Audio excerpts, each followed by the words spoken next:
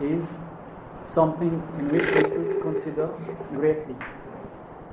Let me just bring the issue closer to your mind. If someone is to ask you, what is the most noble profession or highly paid profession that a man can search for in this life? And certainly people will mention names of profession in which they are highly paid: a lawyer, a medical doctor, an engineer, and so on. This is in the measurements of the materialistic world, that this is the most highly paid job.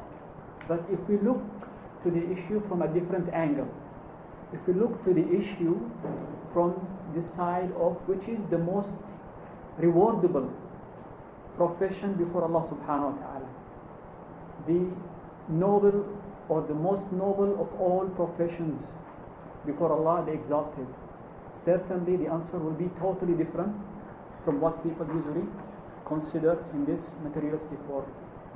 And certainly the highest and the most noble job or profession a person can do is to seek knowledge and to deliver this knowledge to the others, which is talabul ilm.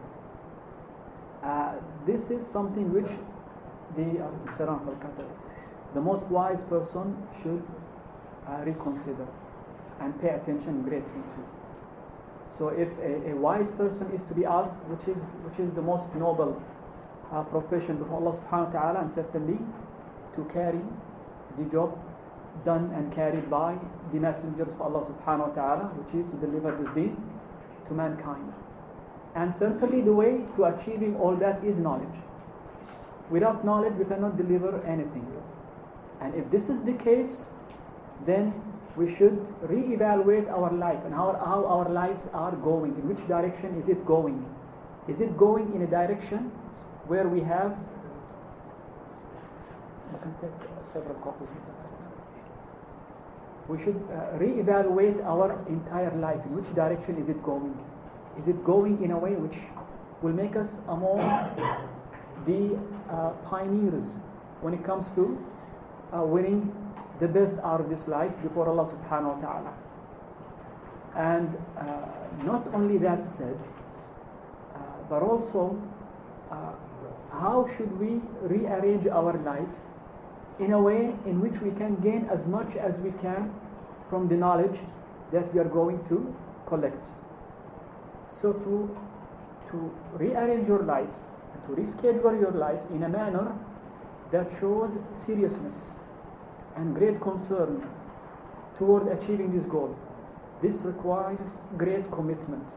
It's not enough to wish and hope that I will be a student of knowledge while sleeping day and night, not showing much attention to the book of Allah subhanahu wa ta'ala, not showing much attention to the study circles of knowledge, not sparing time going to the places where knowledge is offered. This is a must. We should reconsider our life and how our lives are going. So this is why such program, inshallah ta'ala, will help us at least once every week to be among those whom Allah subhanahu wa ta'ala praised greatly. Allah says subhanahu wa ta'ala in the Quran, يَرْفَعِ اللَّهُ الَّذِينَ آمَنُوا مِنْكُمْ وَالَّذِينَ أُوتُوا الْعِلْمَ دَرَجَاتٍ. Allah will raise in level from amongst you those who have knowledge, and He will raise them levels in this dunya and in the hereafter. So إِنَّمَا يَخْشَى اللَّهَ مِنْ عِبَادِهِ الْعُلَمَاء. Fairly, those who fear Allah most are the most learned before Allah subhanahu wa ta'ala.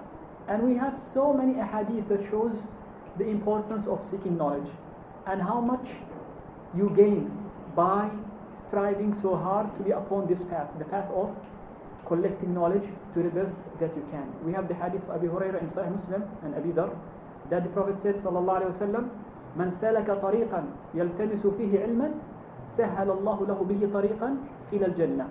Whomever goes along a path seeking knowledge, by this act of his going along this path, Allah will ease for him through it a way to paradise. So the fastest, closest way to paradise is the task of the job of collecting knowledge and striving hard to be among those who are in these study circles gaining the knowledge.